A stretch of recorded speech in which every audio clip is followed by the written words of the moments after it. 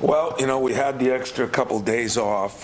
This was our break, and took Monday off, and really Tuesday we just kind of walked through some things, and guys got some shots up because they wanted to, but we got a chance to look back and kind of what we're doing, and happy to say that Malik has made some more significant progress where he'll practice full now today. And I'm hoping we're over the Jaden hump that he had to go through. I think our guys are really looking forward to playing at the Garden. It's as we all know, Rutgers is really good at home, and yet they'll have 12,000 people there probably, but we'll have a couple thousand people of our own there, I bet. So at least it's a big happening on a Saturday at noon, and I think we're looking forward to that. Rutgers, as you remember, the first game, it was a very close game most of the way. But I've said it then, and I've said it now, they're one of the oldest, toughest, most aggressive teams in our league. I think they are. I think they're very well coached.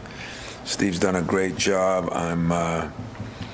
So I'm sure that they'll be fired up to play at the Garden too. That'd be like us playing in Detroit. That's a happening. It'll be a happening there. They'll get some new fans.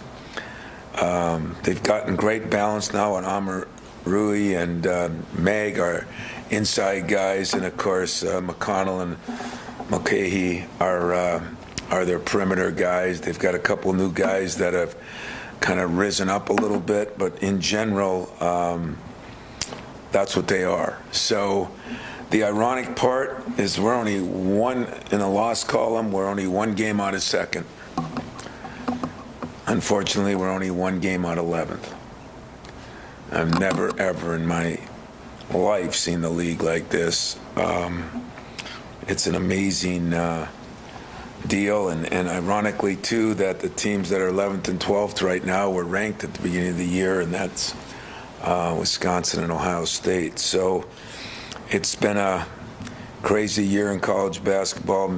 Tennessee getting drilled last night by Florida, but it's been a real crazy year in the Big Ten. And so I guess the next couple of weeks will start the separation as we get into the second half of the Big Ten. And I'm excited, looking forward to it, because I do think we'll have our, by Saturday next week for sure. I think our team will be all back, but I think they'll be all back and healthy and having some time to practice together. So exciting time for us, but also nerve-wracking time because how good the league is. Yeah. So referencing that league a little bit, you've always talked about wanting to get to a certain point, late in the season and still having a chance, having, that opportunity. With the way Purdue's playing and the couple losses, that doesn't seem likely at this point. But does the fact that everything else in this conference is so tight, and tournament bids, all that, who's seeding in the conference tournament, all that's still up for grabs, does that kind of almost replace it and have that same feel? Yeah, I think the bye for the tournament is everybody's goal right now. I think everybody feels that what does Purdue have, a 3 or 4 game lead on just about everybody. And so I think everybody will be playing for those top 4 spots in the Big Ten tournament. And yet for us, we're kind of taking it as the goal is to get better every game. Sure, that's normal, but the goal is to get our rotations and everything back every game now. So next couple games for us will really determine a lot as far as how we play. We've had different coverages for different things because of, like, one of the things we did, Purdue, we doubled more with the guard than we did with the big because we didn't think we could, handle things inside on the weak side with Malik back playing on the perimeter.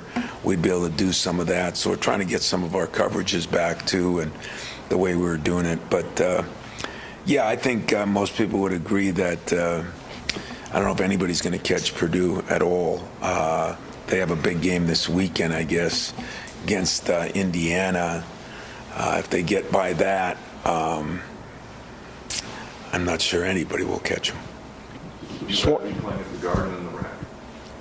Would I rather be playing at the Garden than the Rack? Yeah, I would rather be playing at the Garden than the Rack for two reasons. Number one, the Rack is a tough place to play. We all know that. But number two, I think the Garden is an exciting place to play for college athletes. I think everybody wants to play there. And number three, I guess if there's a third, I'll bet you we'll have 4,000 or 5,000 fans there. I mean, it's Michigan State will draw well. That's part of the reason I don't know, what does it hold, 20, 19, 20? So I bet you we'll have some of that. And God, Fred, you got to tell your wife you're in this press conference. But anyway. Sunrises and press conference. Yeah. It happened all year. I'm just wondering. For a coach who's coached 1,000 years in every venue, including 2 aircraft carriers, if the Garden is any big deal to you, or is it just two hoops and a leather ball? I'll be honest with you, the Garden still is a big deal, but the thing about the Garden being the Mecca and why all these pro players, more so than anybody, just look at the Garden, the pro players and Mex, those are the two people the two sets of people that just live, eat, and sleep the Garden. The Garden, if you talk to any pro player, from Michael Jordan to LeBron to Kobe to Dwayne Wade to Magic Johnson to, any of them, they'd all say the Garden. And yet I think in college, the Garden got famous because of the Big East tournament, but if the pro guys like it, the college guys are going to like it. So for me, there's some really cool things about the Garden when you walk through, the pictures, the celebrities that have been there, the singers, the bands, the different things besides the athletic side of it. It's really cool when you ride up the elevator that's kind of has garbage in it, and there's some things that are really kind of funky too. So it's both ways, but I'm excited to go there. I mean, it is a happening. It's not everybody gets to play in the Garden, and I do think it's something that our players are looking forward to. I'm wondering, with just watching Rutgers last night, just the things that they've done defensively with the zones, the trapping, and press and everything. What has Steve done to kind of mix all that stuff up and make it? Well, it's funny because you're right. My staff. I said that to my staff about the zone. They play about 5 possessions a game a zone. It's I think it's 4% or something. They do. Press a little bit. It's just a pest or press. I mean, it's mostly their man-to-man. It's physical. They get after you.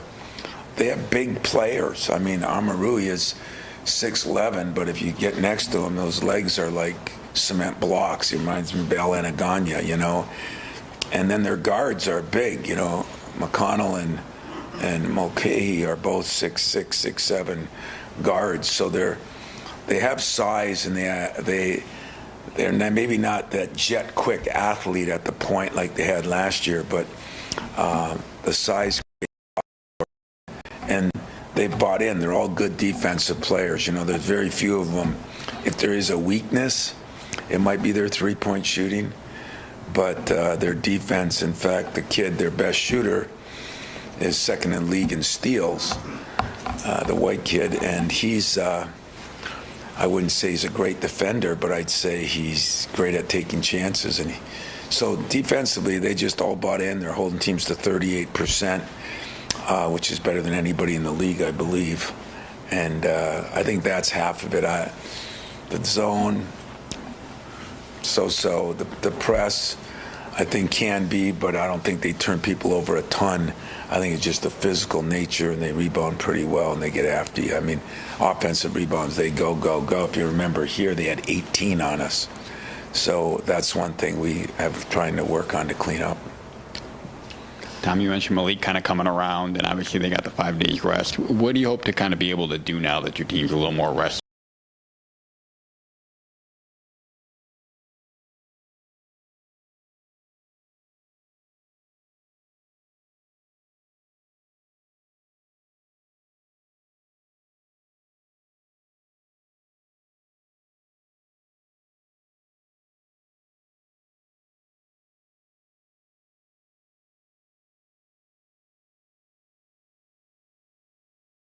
I think we can do more is we can run more because we have a little more depth, and I think we'll rebound better, and we have a little more size. Sometimes we can post him, which hopefully will get us to the free throw line a little bit more. And what I'm learning is what I really missed about Malik, he's really good putting the ball on the floor, and he's a really good passer. So I think that'll open some things up too. Rutgers was impressive again last night, and you didn't just jump on the bandwagon with this coach. If I remember, you liked him from day one. Is it just the toughness in his team, or what is it? Yeah, it's very true. Thanks for giving me credit on that, Fred. But I did say after the first time we played him, he was a good guy. Meetings, he's asking questions. He wanted to be all in. Everybody's meant for someplace, and to me, he's meant for Rutgers, and just his demeanor, the kind of players they can get there. And he's just kind of steadily improved, but he really took control. Are you expecting that same performance from Tyson this weekend? I'm hoping so. For both Tyson and AJ, they're going home. I mean, AJ's not that far from there. Tyson, I don't know, when you're in New York and you can live on Long Island, you can live here and there, it's probably a stone's throw away, which means it'd take an hour and a half, 2 hours for his family to get there. And in those cities, but I do think he'll have a lot of people there, and it'll be great for him. I mean, Tyson is kind of, like we said to him yesterday, he's got to get a little more aggressive because he is a very good player, and he plays both ends of the court, and he plays a lot of minutes, and sometimes it's in the front. Sometimes he's not as almost, I don't know if selfish is the word, but aggressive would probably be a better word because he's not selfish. So we need him to do a little more. We need him to score a few more points. And I think that's what's been hard for this team, trying to get guys back. Jaden gets back, and it's different. Now Malik gets back, and we just got to get into a groove a little bit. And that's what this week has kind of been for. Beginning with Purdue the other day, you're finally into this part where you're going to have the preps are a little different because you've already done it before. So you have that with Rutgers. You also have the extra time off this week. Did that change the approach at all, or was there more about you guys this week and not quite as much about? Yeah, it was definitely more about us the first day, and a little bit today will be more about us, although we'll do a little bit of both. But yesterday was probably 80% off.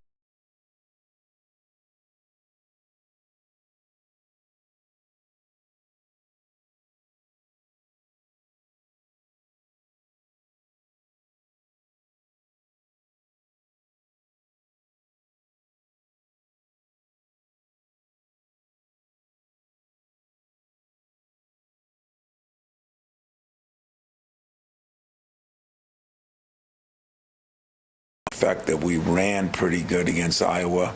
He was effective. We ran good against Kentucky's, and that he was effective. So we have to put him in a position where he can be a little bit more effective, and one of the ways to do that is get out and run. Arumier, whatever how you pronounce it, is sort of a Mahdi 2.0 in terms of build and all that stuff. And I'm wondering if, in some ways, that's the worst kind of matchup for him when you're facing somebody who's similar to you but a little bit longer, a little bit bigger, and how you deal with that. Or Amarui is bigger, his lower torso, his legs. I mean, Monty's got those skinny legs, and he's got enormous legs, but I don't think it's a bad matchup for him. I really don't. I think, there's some things we can do.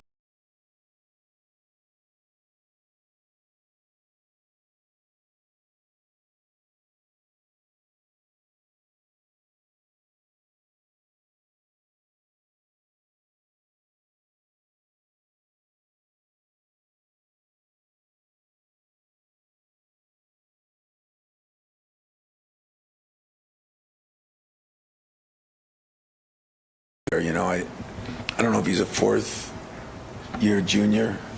I think, like some of those guys at Purdue, redshirting guys and doing things like that. And even if he didn't, I mean, you think of where he went from his freshman year to his sophomore year to his junior year.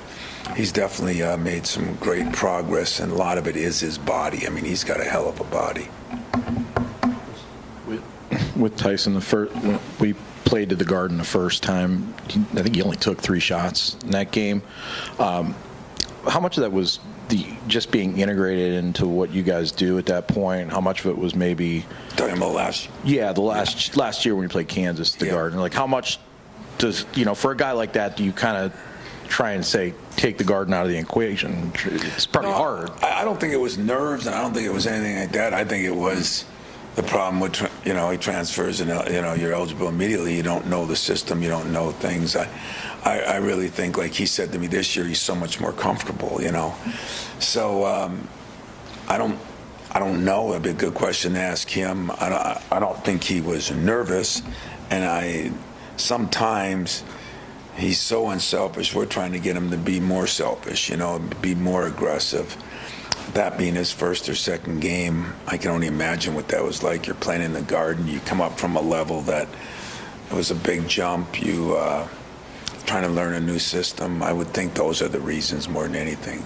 It wasn't scared or nervous, because that's not who he is. As a side, is that maybe kind of the point where you saw that AJ could become what he started to become? AJ did play well in that game. I mean, I've had a lot of games where AJ's played real well. I think the biggest thing I'd like to see from AJ is some consistency, and the consistency would be on both ends of the court. AJ can be one of the best defensive players in the whole league, and I do think the area that he would be the best in would be the open court, because he can push it. He's strong enough to get to the rim, and he's smart enough to hit other people. And if we're not running, I think that takes away a big part of his game. In that game, he was kind of a one-man break, but at the same time, he had it was early in the year, he wasn't playing the 30-some minutes that we kind of had to play everybody, and I think he was fresh, so hopefully now we'll be fresher and it'll be better. Coach, you've been saying, you need to see more out of Pierre. With this week off, having that time to practice, are you starting to see those things, or is he still not quite there yet? Let me think.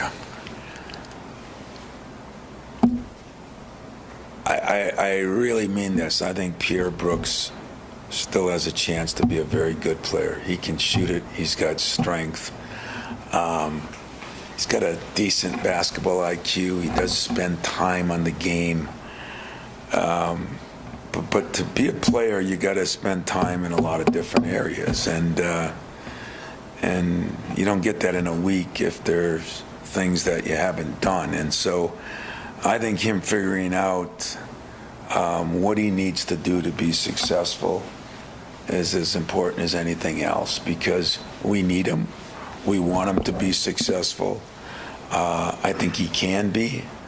It's whether on a day-to-day basis, day in, day out, you take care of the things that you need to do to play. That's about all I can say. And I don't think he's done that quite like he needs to. But at the same time, I